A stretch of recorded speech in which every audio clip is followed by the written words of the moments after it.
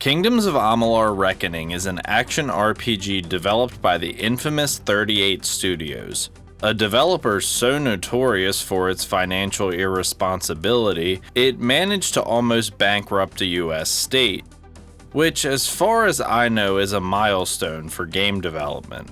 The creation process was also notorious for its multiple setbacks, making huge sweeping changes to the game in mid-development, such as switching from an MMO to a single-player game. I don't really talk about development in these videos though, so if you want a thorough rundown on the series of events surrounding this game's creation, check out the excellent What Happened video by YouTuber Matt McMuscles. If you enjoy my content, I have zero doubt you will enjoy his much better written content. So with all this being said, you might think that Amalur, which I'm going to call the game for most of this video as it's much shorter to say, was a monumental flop that was completely shat on by most of the gaming community. But you'd actually be wrong. When the game was released, it was very well received. Not Game of the Year or anything like that, but it was considered a very solid action RPG that was fun to play and posted some equally solid sales figures.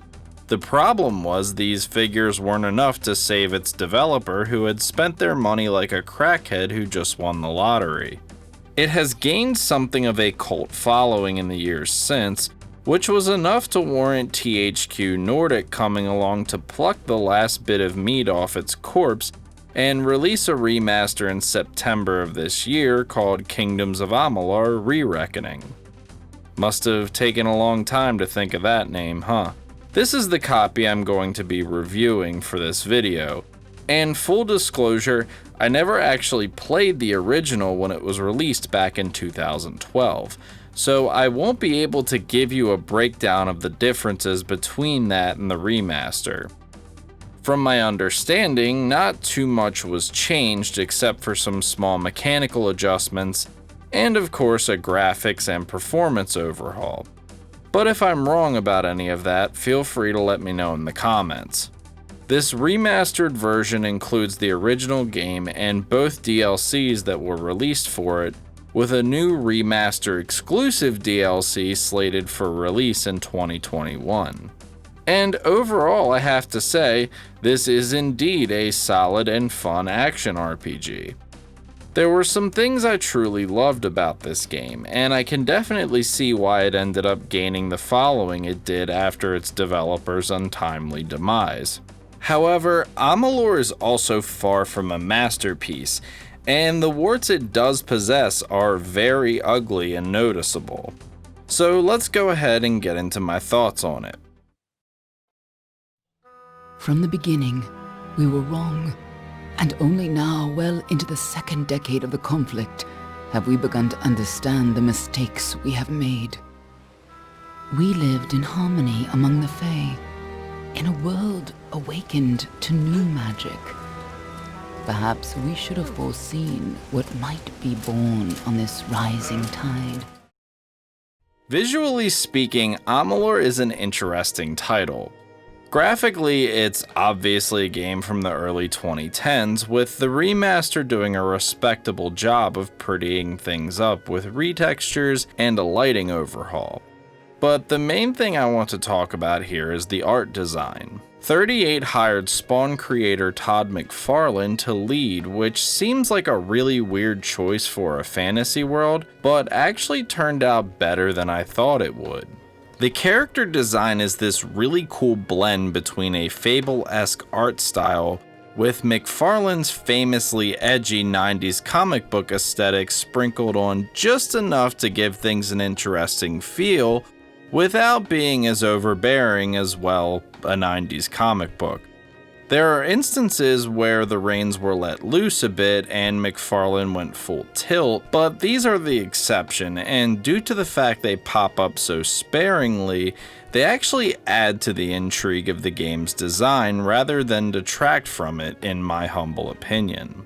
The world design is a little more of a mixed bag. There are areas where it soars, such as the major cities like Edessa and the Gardens of Yasa, But the game also suffers from the common open-world RPG problem of endless cycles of caves, forests, and mountains that are not just very bland, but indistinguishable from one another in some cases. By the time you are finished playing, you will feel like you've run through the same 4 caves a couple dozen times.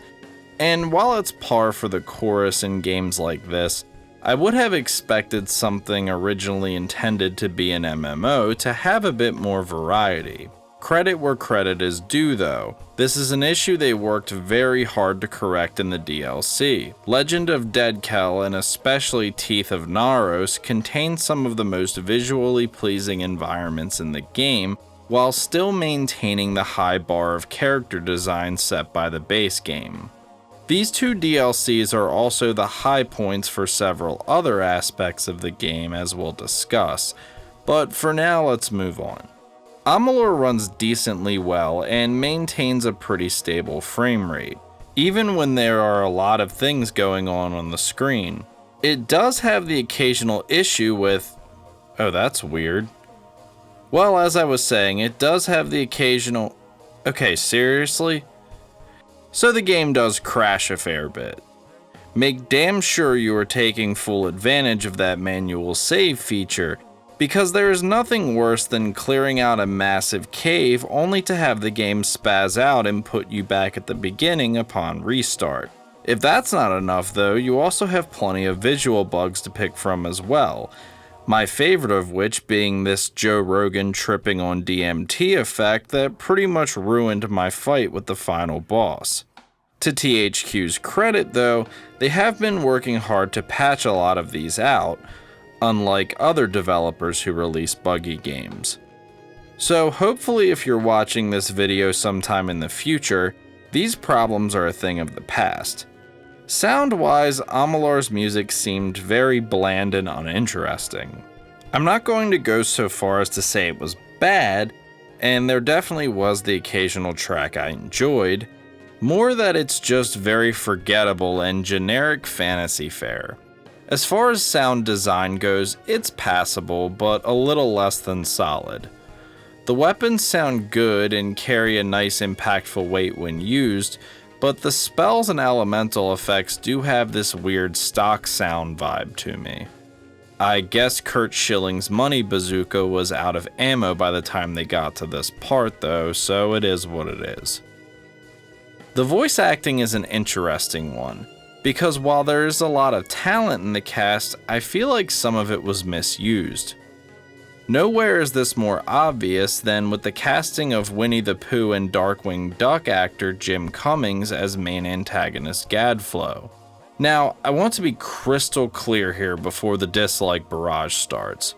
I am in no way, shape, or form trashing Jim as a voice actor. The guy is obviously a legend and among the cream of the crop when it comes to voice acting talent. I just feel like when you're casting for a dark and violent fantasy world and your main villain is some demonically possessed Dark Lord who starts the game off by decapitating his king, maybe the guy who voiced Tigger isn't the best choice for the role.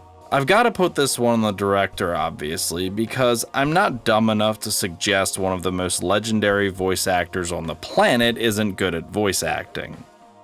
The high point of the cast for me was Abby Craden leading her talents to the role of top-tier waifu bait Alin Shear, a woman who somehow manages to still come off as seductive despite threatening to stab you at least 60 times throughout the course of the game.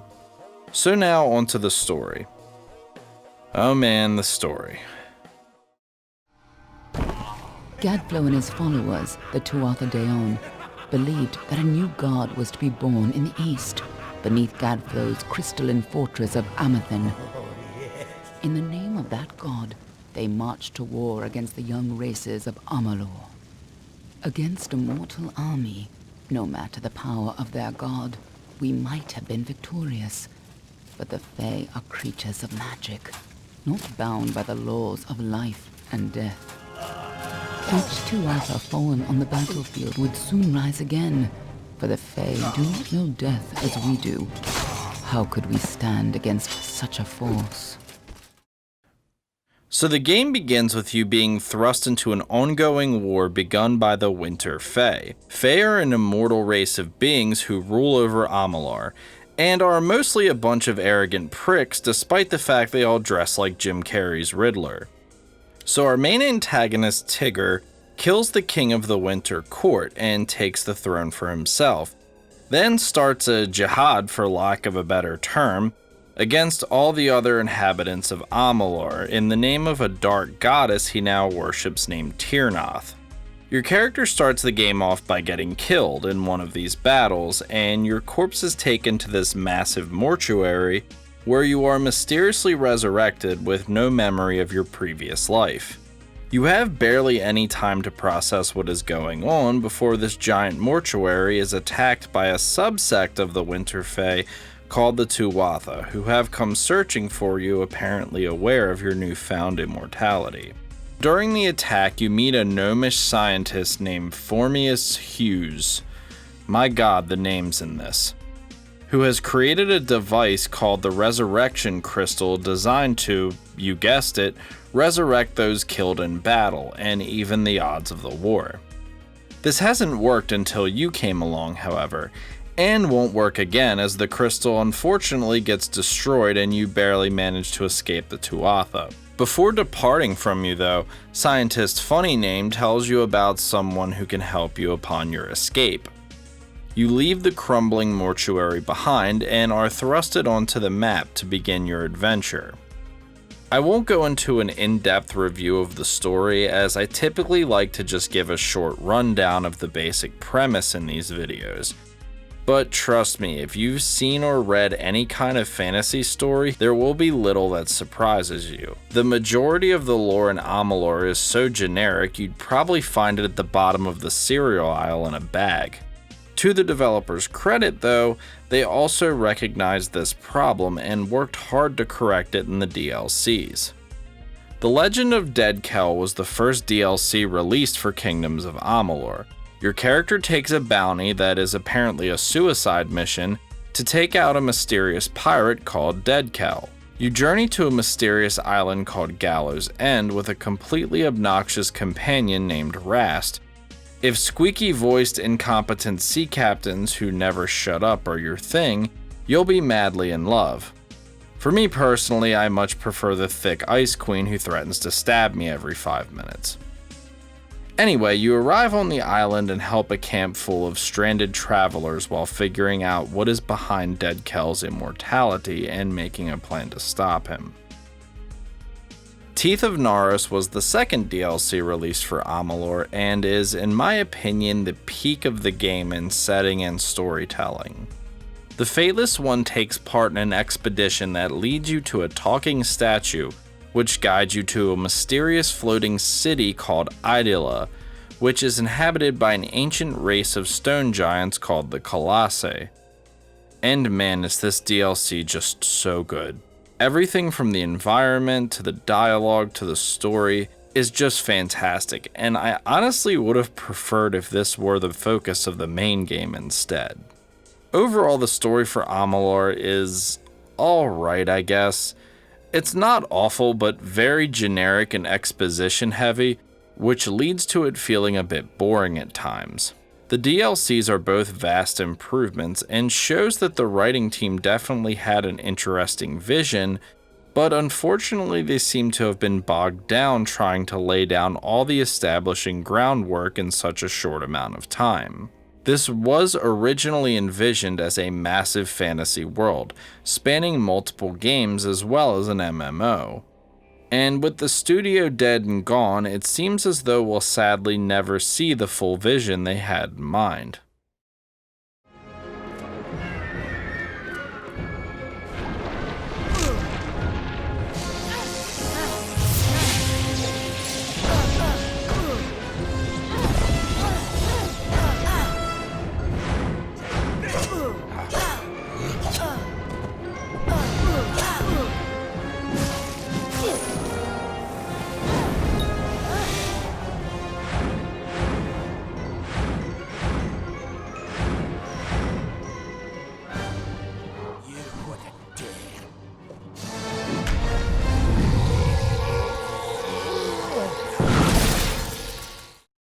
By far and away, the best thing about Kingdoms of Amalur is its gameplay, and it's not even close. The action-based combat is very similar to something like Fable or Knights of the Old Republic, but is much more smooth than the former and much more active than the latter. You have a wide variety of weapons to pick from, ranging from giant hammers to bows and staffs, as well as an equally healthy variety of spells like lightning blasts and my personal favorite, Meteor. As you level up, you can unlock passive traits that make you do more damage with a certain type of weapon, as well as unlock different moves you can execute, adding a solid amount of variety and style to your combat. You can always just button mash if your heart desires, at least on easy and normal, but the real beauty of the system is methodically chaining attacks together to take advantage of these various movesets. The chakrams are a great example of this, as if you just mash the light attack button, they seem pretty unremarkable. But if you actually take the time to let the combo play out, you end up finishing with an attack that does a pretty hefty amount of damage. The magic has a similar deal. You can choose to just press a button to cast a spell or hold it down for what is usually a stronger effect. The trade-off, of course, being it takes a tad bit longer and the charge time can leave you vulnerable to getting hit. The level up system in this is also pretty interesting. As opposed to picking a class and being locked into a certain set of skills like in most RPGs, you can allocate points into all 3 skill trees at the start of the game. Investing enough points into a specific tree unlocks something called a destiny, which adds bonuses to make you stronger at that specific playstyle. For example, if you invest enough points into the magic tree, you unlock destinies that strengthen your spell casting and mana regeneration, as well as offer unique upgrades like the ability to use a teleport when dodging instead of the standard roll. The further beauty of this system is if you get tired of playing a certain way, all you need to do is visit a local Fate Weaver and you can reset all your skill points to reassign and try out different destinies. It's a very fun system that is easy to pick up and understand while offering a huge variety of playstyles to try out, and is without question the high point of the game for me.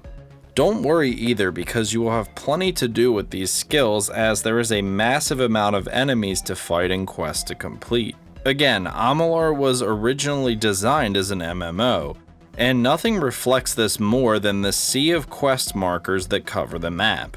By game's end, it wasn't uncommon to see close to 30 side quests in my menu, as well as faction quests for the specific groups around Amalur, and tasks which are basically endless fetch quests to earn money. Now don't get me wrong, the depth in a lot of these is severely lacking, as one would expect given the sheer amount offered. For the most part, they follow your standard go here, kill this person, get this item design. They aren't as egregiously thin as something like Kakarot, for example, but they certainly aren't as involved as, say, the quests in Horizon Zero Dawn or Ghost of Tsushima. That's not really a complaint though, honestly. Remember, this is a game from 2012 after all, and when compared to its contemporaries such as Skyrim, Amalur isn't really any more offensive in this regard. Quests aren't the only thing to keep you occupied either. As with any good fantasy RPG, there is plenty to do with the skills you purchase as well. My nitpick here though is these aren't very well balanced to one another. Blacksmithing, as in other games, allows you to collect material to craft armor and weapons. This gear, as you might guess, ends up being some of the best in the game, so this is without question a skill you want to invest in. Alchemy lets you create potions that can offer some very powerful buffs in combat from offensive to defensive, and is also certainly worth investing in. Skills like Dispel though, which allows you to dispel magic wards on chests, is pretty much useless. The minigame for dispelling is one of the most cancerous things I've ever tried playing, and you will almost always just keep spamming the auto dispel option until you break the seal successfully or it blows up and curses you. If the latter happens, you still get all the items inside of the chest, and you can fast travel to town to find a healer and fix the curse. There is a side quest where you use the skill to free people who are being mind controlled, but that's literally the only time such an option ever appears. The speech skill is sadly underutilized as well, with it generally just being used to uncover more tidbits of lore and increase the reward you receive on quests by a minuscule amount. I won't go down the entire list to rate their usefulness because I'm sure you get the point I'm making by now. I understand making everything perfectly balanced is a hard goal to achieve, and most games don't manage this, but in Amalur there is a clear line between the haves and have-nots when it comes to these skills. Overall, the gameplay in Amalur is really fun, and on this merit alone, I would say the game deserves a chance from anyone into action games or RPGs. It isn't without its warts, pretty much no game is, but it is easy to see why so many people fell in love with this game on launch, despite things like the story not being anything to write home about.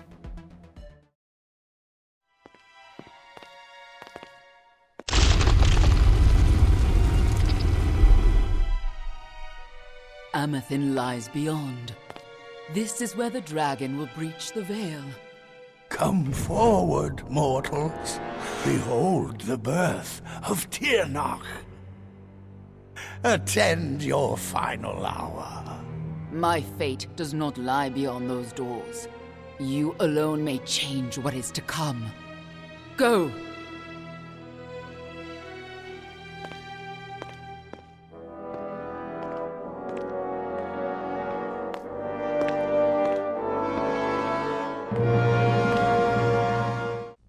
Kingdoms of Amalur is a very charming game that I would say is completely worth your time if you enjoy similar fantasy titles like Dragon Age, Skyrim, and Fable. The flaws it has with regards to its story and visual bugs do substantially hold it back from being as good as it could be, however. If you're willing to look past that though, there is a lot to sink your teeth into and enjoy. 7.5 out of 10. In channel news, I'm coming up on my 1-year anniversary from starting YouTube. In fact, by the time this video is released, I will probably have passed it. And it's been a really fun journey. I've always wanted to work in video production, and I've learned so much in this past year that has helped me become a much better content creator than I was when I first started. I still have a long way to go before I reach the level I'd like, but I'm working hard to get there, and I appreciate everyone who's subscribed or watched any of my content. As always, thanks for watching, and I will see you guys and gals next time.